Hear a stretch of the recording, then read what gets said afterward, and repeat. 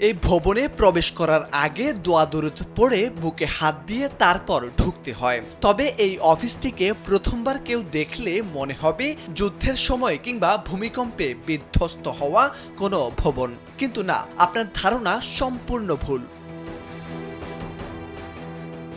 এটি সরকারি একটি অফিস, যেখানে প্রতিদিন সরকারি কর্মকর্তারা আসেন, বসেন, আবার অফিস শেষ করে শুকরিয়া আদায় করে বাসায় ফিরে যান। তবে যতক্ষণ এই অফিসে তারা থাকেন ততক্ষণ জীবনের মায়া ত্যাগ করে আতঙ্ক আর ভয় নিয়ে থাকতে হয়। মাঝে মাঝে এই অফিসে পানি থই থই করে, আবার বৃষ্টির সময় ভিতরে থেকেই ভিজে ভিজে উপভোগ করা যায় বৃষ্টি। স্যান্ডেলিনা সো, রূপচর্চায় আভিজাত্য।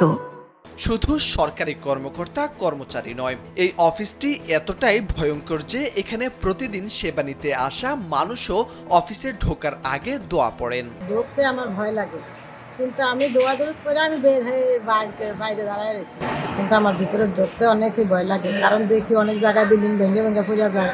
আমরা অফিসে ঢুকি আর সব সময় খুব আতঙ্কে থাকি যে কখন ভেঙে পড়ে, কখন কি অবস্থায় হয়। সব সময় আমরা দোয়া ইউনিসের উপর থাকি।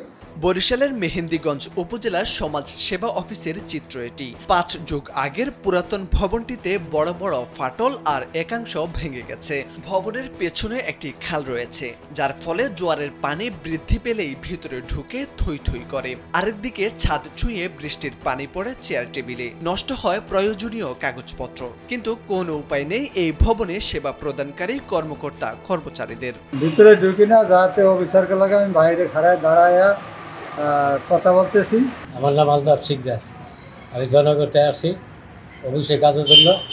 মানে এখন দেখি ভয়তে আমি ওষুধ ধরতে চাই না, আর দোয়া দুধ পরে আমি কষ্ট করে ঢুকে মানে কাজ সেরে গেছি। উপজেলা সমাজ সেবা কর্মকর্তা মাহমুদুল হাসান জানান, ভবন ভেঙে পড়ার ভয় ও আতঙ্ক থাকলেও কিছুই করার নেই, মানুষকে সেবা দিতে হবে।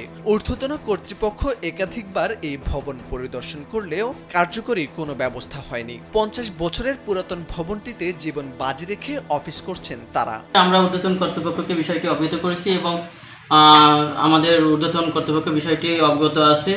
ওনারা আমাদের পত্রে যে কিছু ত্রুটি ছিল সেটা জানিয়ে আমাদের কাছে আবার পুনরায় প্রেরণ করছে। আমরা সেই ত্রুটি সংশোধন করে আবার নতুন করে উপজেলা চেয়ারম্যানের যে রেজুলেশন কপি, ইঞ্জিনিয়ারের প্রত্যয়ন, ইউনো স্যারের সুপারিশ সহ আমরা আবার পুনরায় প্রেরণ করেছি।